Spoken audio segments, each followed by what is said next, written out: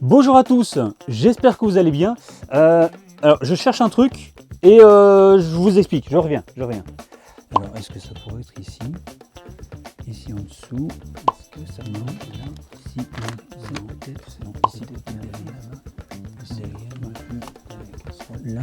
Pourtant j'étais sûr que c'était là. Maman, tu n'as pas vu la boîte avec laquelle je jouais quand j'étais petit? Ah oui, la boîte de Barbie. N'importe quoi, j'ai jamais eu une boîte de Barbie.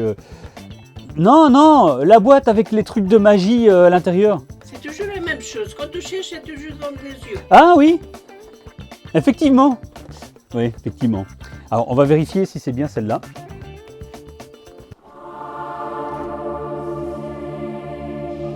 Non, mais ça va pas. Ça, c'est un peu le classique qu'on voit partout, etc.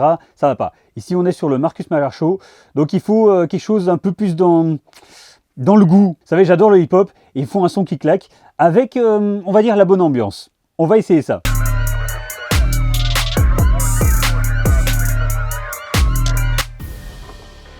C'est exactement ça qu'il nous faut. Allez, on remballe tout et on part au QG pour la suite des opérations. A tout de suite.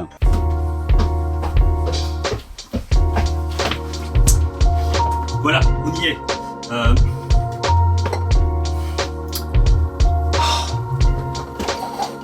Oh. J'en ramasse plus tard.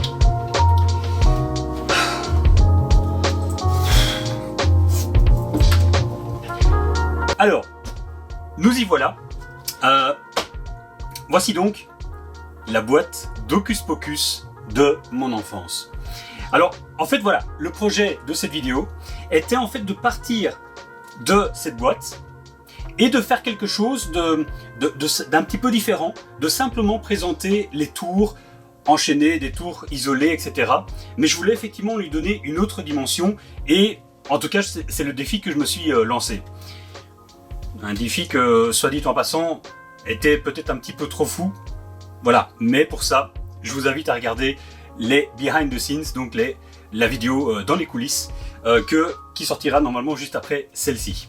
Dans tous les cas, je suis parvenu à quelque chose et c'est ce que vous allez voir dans 2 petites secondes. Alors, juste un petit détail important, je déteste la fake magic. Donc la fake magic, c'est-à-dire littéralement fausse magie, c'est en fait, couper des scènes de magie pour intercaler des choses. Bref, c'est pas l'effet magique comme si vous étiez juste devant moi. C'est quelque chose que je déteste. Et pour que vous compreniez bien ce que je veux dire, je vais vous donner un petit exemple avec quelque chose que je peux prendre. Voilà, ici par exemple. Est-ce que... Hop. Voilà. Donc, admettons, je dis voilà, je cache la balle sous le gobelet, je coupe la caméra et je retire la balle. Voilà, hop. Et je remets le gobelet. Et je fais donc une passe magique. Hop, tadam, la balle a disparu. Donc voilà, ça c'est de la fake magic. J'ai coupé la caméra pour enchaîner. Voilà, c'est quelque chose de très important sur lequel je voulais insister parce que dans les séquences magiques que vous allez voir, vous allez entendre donc une voix off. Et à l'heure actuelle, je ne suis pas encore passé au montage. Donc je vais être obligé de couper pour que l'histoire corresponde bien aux séquences filmées, etc. Donc vous verrez clairement des montages entre les tours, pour effectivement une question de fluidité et que ça accordonne bien avec l'histoire, bien entendu. Mais ce que je ne vais pas couper, c'est les phases magiques. Donc lorsque je vais commencer un effet magique, ça par contre je ne vais pas couper, sinon ça n'aurait aucun sens, bien entendu. Donc on clôture cette vidéo par l'histoire, donc je ne vais pas vous revoir après pour vous dire au revoir, etc. J'espère en tout cas que cette création vous aura plu. Et après cette vidéo-ci, normalement l'enchaînement des vidéos sera un peu plus régulier, du moins je l'espère. Je vous retrouve donc pour une prochaine vidéo. D'ici là, portez-vous bien. Ciao! Nous sommes aux alentours des années 1920, où la crise économique bat son plein. Chacun essaye de se débrouiller comme il peut. Et c'est notamment le cas de Jack, qui eut l'idée d'installer une table dans une foire, afin de se faire de l'argent. Mais pas de la plus belle des manières. En effet, au moyen d'une boîte de magie qu'il reçut à Noël, il voulut l'utiliser pour arnaquer les gens et tenter de se faire beaucoup d'argent. Il était donc prêt et tentait d'attirer le public comme il pouvait au moyen de quelques manipulations.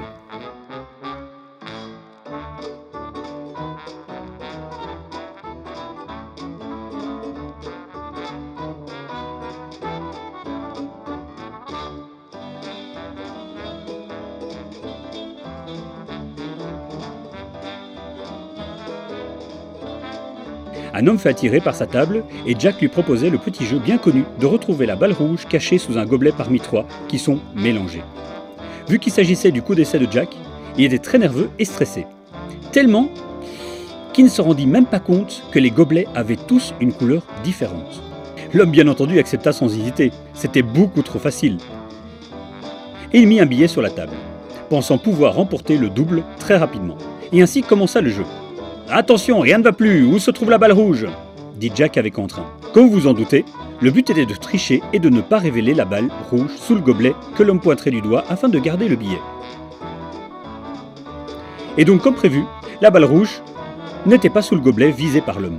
Sauf que quelque chose de très étrange se produisit. Au moment de montrer les 2 autres gobelets afin de révéler qu'il n'y avait rien non plus sous ceux-ci, la balle bleue apparut sous le gobelet bleu.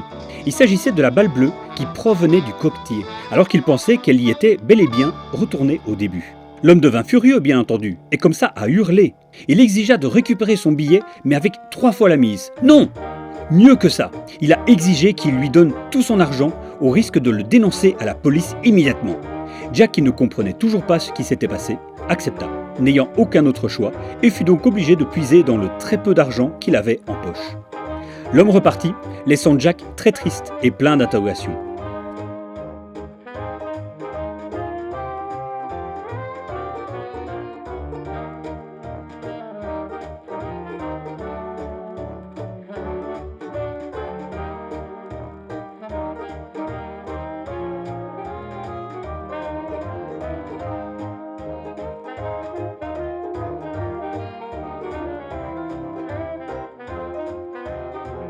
Il se demandait s'il n'était pas mieux de tout arrêter directement suite à cette première mauvaise expérience et partir.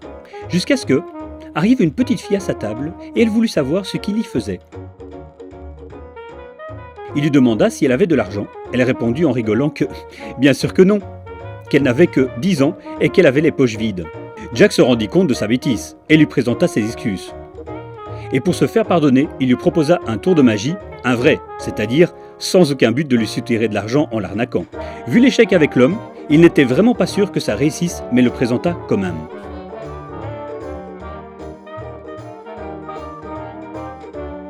À sa grande surprise, le tour réussit.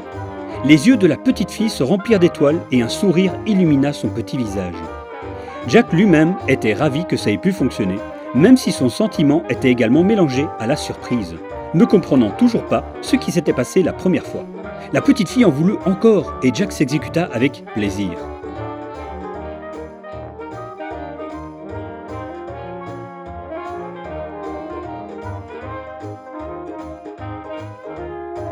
Il commença à enchaîner tour sur tour, qui fonctionnaient tous les uns après les autres. Les rires et l'excitation de la petite fille commencèrent à se faire remarquer dans la foire et d'autres personnes se rapprochèrent attirées par la curiosité.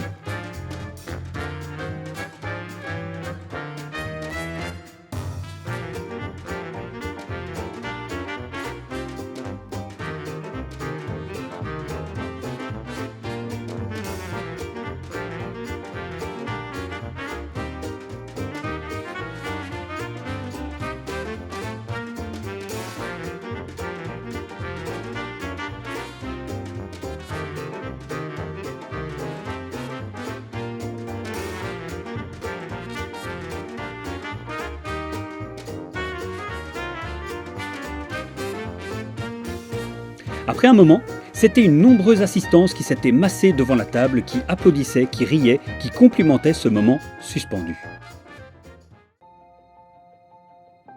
À ce moment précis, Jack prit conscience de ce qui s'était passé.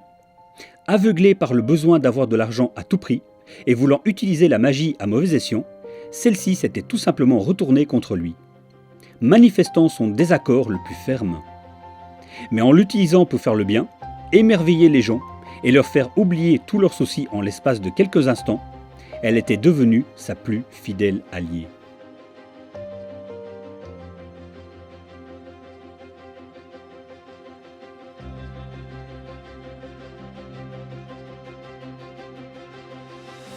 Et à la plus grande surprise de Jack, son public ne s'était pas juste contenté d'applaudir et de complimenter, mais commençait à lui donner de l'argent pour le remercier et l'encourager à continuer à présenter ses numéros à l'avenir.